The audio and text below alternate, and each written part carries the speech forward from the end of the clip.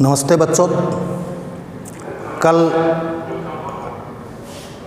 हमने तुलसीदास का परिचय पढ़ लिया है। आज उनके 7 दोहे पढ़ेंगे हम। उन 7 दोहों के क्रम में जो जीवन के लिए बहु उपयोगी हैं।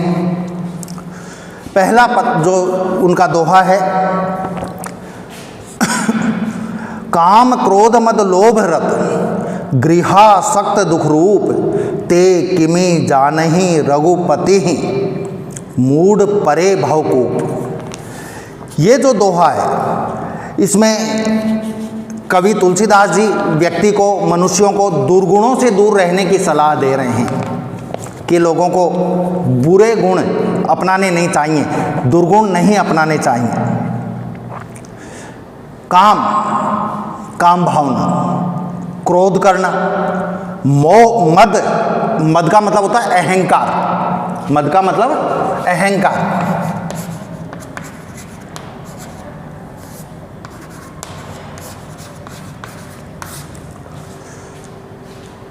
रत यानी लगे हुए। काय में लगे हुए? काम भावना में लगना, क्रोध करना, अहंकार में डूबे रहना। समझ में आ गए सब? गृहासक्त दुख रूप। और गृहासक्त का मतलब है कि जो गृहासक्त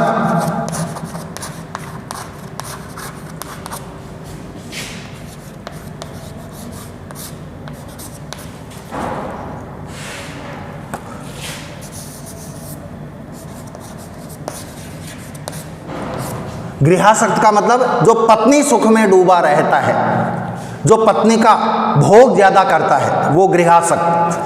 अब इस पहली लाइन में 4 बातें हो गई। काम क्रोध मद लोभ, 4 तो ये हो गई। रत यानी लगा रहता है, और गृहासक्त और जो पत्नी सुख में लगा रहता है। दुख रूप, ये इन 5 के जीवन के लिए दुख रूप होता है। मतलब ये जीवन में दुख भोगते हैं। कौन कौन से लोग? काम भावना को महत्व देने वाले, अत्यधिक क्रोध करने वाले, अहंकार में डूबे रहते हैं जो, और लोभ लालच में रहते हैं। रत यानी लगे रहते हैं। लोभ यानी लालच, रत यानी लगे रहते हैं। 4 तो ये हो गए। और गृहासक्त जो पत्नी सुख में डूबे रहते हैं, दुख रूप। ये 5 के 5 अपने जीवन में दुखों को भोगते हैं। ते किमि जानहि रघुपति मूड परे भवकूप। ऐसे जो लोग हैं, ये 5 प्रकार के जो लोग हैं, ते किमि जानहि, ते यानी वे कौन? 5 लोग ऊपर की लाइन के। किमि जानहि, क्या जानेंगे? काहे के बारे में? रघुपति ही, भगवान राम की भक्ति के बारे में क्या जानेंगे? क्योंकि राम की भक्ति की तरफ इन्होंने कभी ध्यान दिया नहीं। ये तो इन कामों में काम क्रोध लोभ मद और गृहासक्त में डूबे रहे। तो ये रघुपति, ये राम की महिमा से, राम की भक्ति से, राम की महिमा से अपरिचित होते हैं। मूड परे भवकूप, और ये उस व्यक्ति की तरह होते हैं। ये मूर्ख लोग, 5 को मूर्ख बताया जा रहा है। ये मूर्ख लोग परे भवकूप, परे यानी पड़े रहते हैं। भवकूप, भव यानी संसार, कूप यानी कुआ, संसार रूपी कुएं में पड़े रहते हैं। कहने का अभिप्राय है कि ये लोग राम की महिमा के बारे में नहीं जानते हैं, राम की भक्ति नहीं करते हैं। क्योंकि राम की भक्ति तो कब करें? राम की भक्ति कब करें? जब इनको इन 5 को अपने कामों से फुर्सत मिले, गलत कामों से, काम भावना से, क्रोध से, मद से, लोभ से, गृहासक्ति से, तब इनको समय फुर्सत मिले, तब ये भगवान राम की भक्ति करें। उनकी भक्ति करेंगे तब राम की महिमा जानेंगे, और राम की महिमा जानेंगे तो संसार रूपी जो सागर है इससे पार हो जाएंगे। ये ऐसा करते नहीं है, और संसार रूपी कुएं में ही, दुख रूपी जो संसार है, इस संसार रूपी कुएं में पड़े रहते हैं। मूड यानी मूर्ख, ये मूर्ख लोग परे भवकूप, परे यानी पड़े रहते हैं, भवकूप संसार रूपी कुएं में पड़े रहते हैं। मतलब संसार रूपी कुएं में पड़ने का और निकलने का मतलब है, जो निकल जाते हैं उनका तो मोक्ष हो जाता है। मोक्ष का मतलब है जीवन मरण के बंधन से मुक्त होना। ठीक है। दूसरा है, कहिबे कह रसना रची, सुनिबे कहें किए कान, धरिबे कहें चित्त हित सहित, परमारथ ही सुजान। यानी सज्जनों के बारे में बताया है। इसमें क्या बताया जा रहा है? ज्ञान को अपनाने का उपदेश दिया जा रहा है कि व्यक्ति को ज्ञानशील होना चाहिए, केवल अच्छी बातें ही ग्रहण करनी चाहिए, ज्ञान को अपनाना चाहिए। और जो चीज़ भगवान ने जिस काम के लिए दी है वही काम में लेनी चाहिए। कहबे कह रचना रची, ईश्वर ने कहने के लिए, कहने का मतलब बोलने के लिए, रचना जीभ, ईश्वर ने जीभ की रचना काहे के लिए की है? जीभ क्यों बनाई है भगवान ने? बोलने के लिए। जीभ काहे के लिए बनाई है? बोलने के लिए। अब एक प्रश्न आता है कि साहब बोलने का काम ही करते हैं जीभ से, लेकिन नहीं, जो भगवान की भक्ति करते हैं, राम का नाम लेते हैं, कृष्ण का नाम लेते हैं, विष्णु का नाम लेते हैं, वैदिक मंत्रों का उच्चारण करते हैं, उनका बोलना सार्थक है।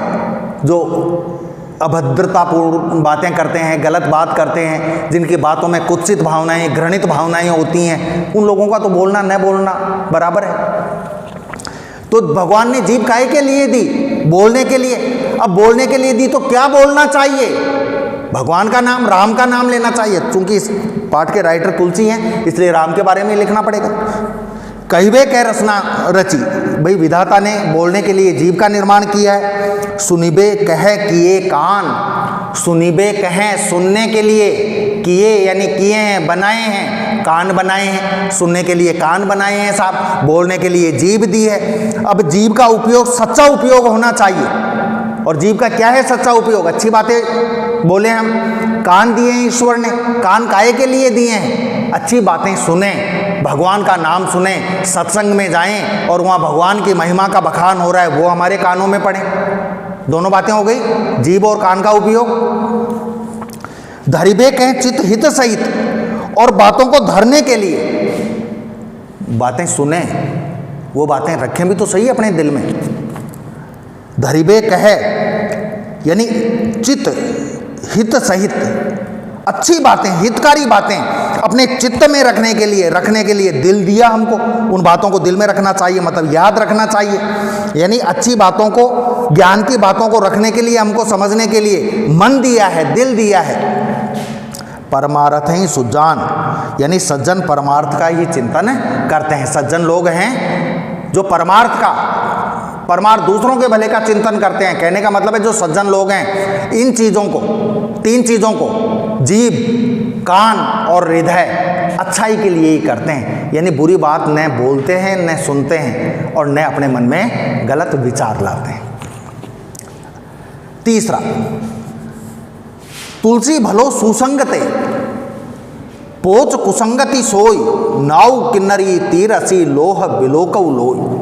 क्या बताया इसमें? संगति के प्रभाव के बारे में बताया जा रहा है। व्यक्ति अच्छी संगति करेगा, अच्छा होगा। कबीर वाले में पढ़ चुके हैं अपन, इसमें भी पढ़ रहे हैं। और संगति का प्रभाव जो इसका अगला पार्ट है, पहले पार्ट का, कृपाराम खिड़िया, उसमें भी पढ़ेंगे।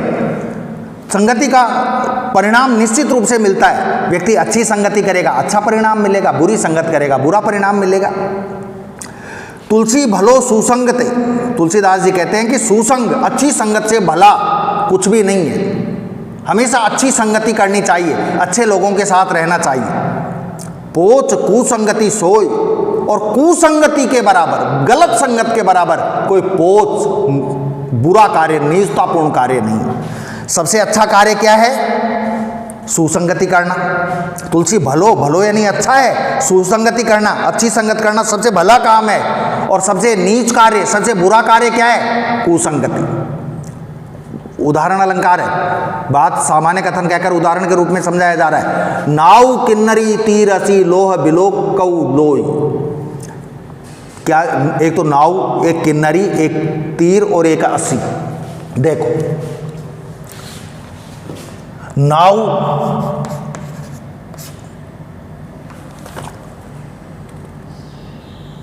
किन्नरी,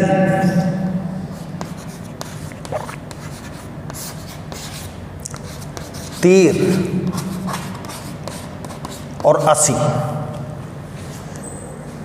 चार चीजें हो गई साहब। नाव का मतलब नाव,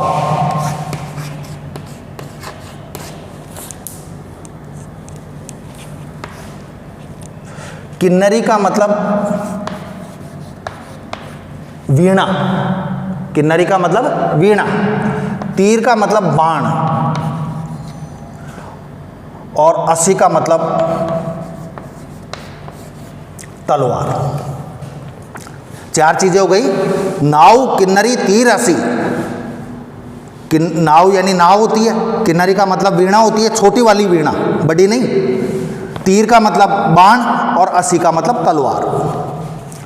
अब इसमें इन दो को देखो,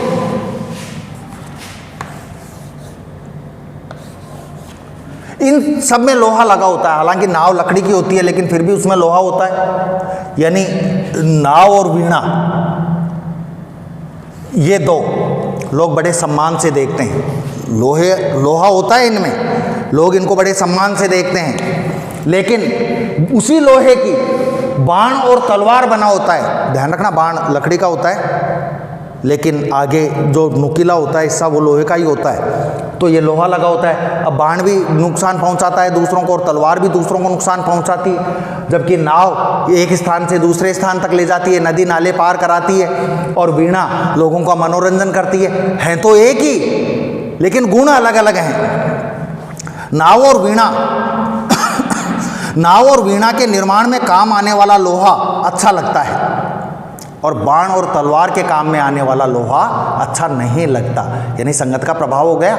जो लोहा नाव और वीणा के निर्माण में काम आता है वो लोगों को अच्छा लगता है, और जो लोहा बाण और तलवार का निर्माण करता है वो लोगों को अच्छा नहीं लगता, लोग उसको पसंद नहीं करते। कहने का मतलब है कि लोहा जैसी संगत करता है, जिस रूप में ढल जाता है, वैसे ही उसका सम्मान और अपमान होता है। उदाहरण अलंकार।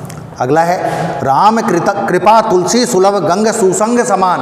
तुलसीदास जी कह रहे हैं, अच्छी संगत के प्रभाव को बता रहे हैं, प्रभु भक्ति के बारे में बता रहे हैं। राम कृपा तुलसी सुलभ, राम जी की कृपा से, तुलसीदास जी कहते हैं कि राम जी की जब कृपा प्राप्त हो जाती है, तुलसी सुलभ, राम जी की कृपा सुलभ आसानी से प्राप्त हो जाती है। गंग सुसंग समान, यानी गंगा में जो जल मिलता है उसके समान होता है। कैसे? गंगा जल बड़ा पुण्यदायी है, लाभदायक है। जो जल गंगा जल से मिलता है, जो पुण्य गंगा जल से मिलता है, उतना ही पुण्य राम की भक्ति से भी मिलता है।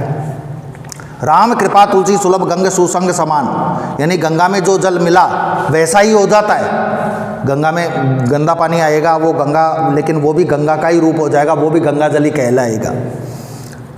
जो जल परे सो जन मिले, जो जल परे, जो जल उस गंगा में मिलता है वो गंगा ही बन जाता है। वैसे ही सो जन मिले, यानी सज्जन व्यक्ति होता है, जो सज्जन व्यक्ति की यदि हम संगत करेंगे तो हम भी सज्जन हो जाएंगे। जैसे यदि वो गंगा का जल भी यदि गंदे नाले में जाकर गिरेगा तो गंदा ही कहलाएगा, वैसे हम सज्जन व्यक्ति की संगत करेंगे तो हम भी पवित्र हो जाएंगे, शुद्ध हो जाएंगे। यानी व्यक्ति को सद्गुणों को महत्व देना चाहिए।